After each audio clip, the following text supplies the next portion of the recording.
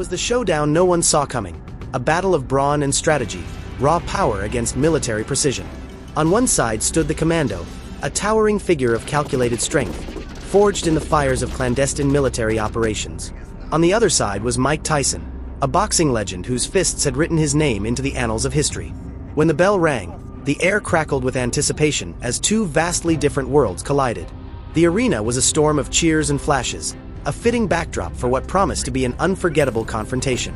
Fans of both warriors filled the stands, each side fervently believing their champion had the edge.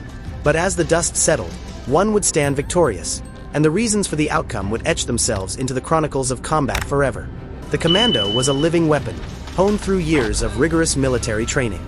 His strength lay not just in brute force, but in his ability to think several moves ahead.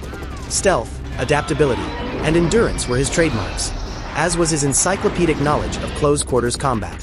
His background in diverse fighting styles made him a versatile and unpredictable opponent. Physically, the Commando was imposing, his muscular frame a testament to countless hours of conditioning.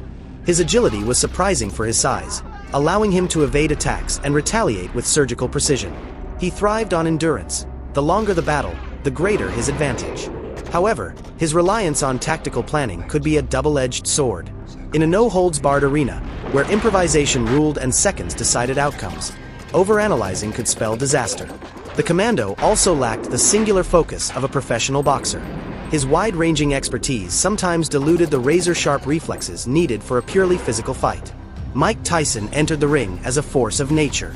His strengths were as legendary as his career: unparalleled punching power, explosive speed, and an unrelenting drive to dominate.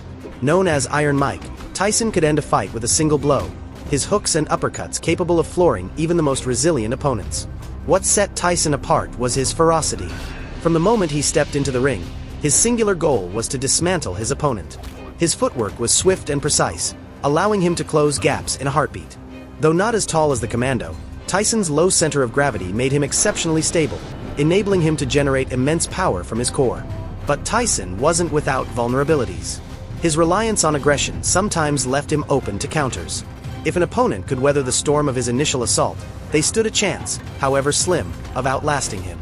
Moreover, Tyson's focus on boxing meant he was less familiar with unconventional fighting techniques, a potential gap the Commando might exploit. As the bell rang, Tyson exploded from his corner like a coiled spring, his fists a blur of motion. The Commando held his ground, his stance low and calculating, waiting for the right moment to strike.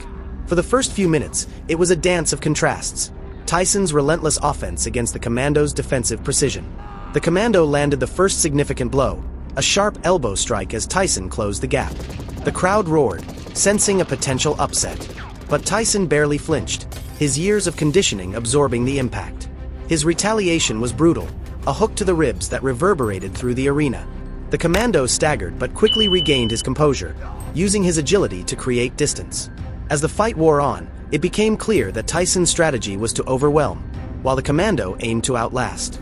Every punch Tyson landed seemed to drain the Commando's reserves, while the Commando's counterattacks aimed to chip away at Tyson's defenses. The tension was palpable, every exchange a gamble with high stakes. In the third round, Tyson's unrelenting aggression began to pay dividends. He feinted a jab, drawing the Commando in, then unleashed a devastating uppercut that connected squarely. The Commando crumpled to the mat, the crowd erupting in disbelief. Though he managed to rise before the count, the damage was done. Tyson smelled blood and pressed his advantage, delivering a series of crushing blows that left the Commando unable to mount a meaningful counteroffensive. Mike Tyson's victory was a testament to his unique blend of power and precision.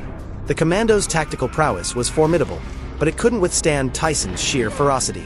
The boxing legend's ability to dictate the pace of the fight left the Commando little room to implement his strategies.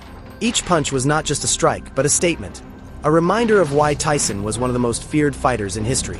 In the end, it was Tyson's singular focus and mastery of his craft that secured his win. The Commando's versatility and endurance were impressive, but in the brutal simplicity of the ring, Tyson's expertise reigned supreme. The clash was epic, the outcome definitive, and the legend of Mike Tyson grew yet again.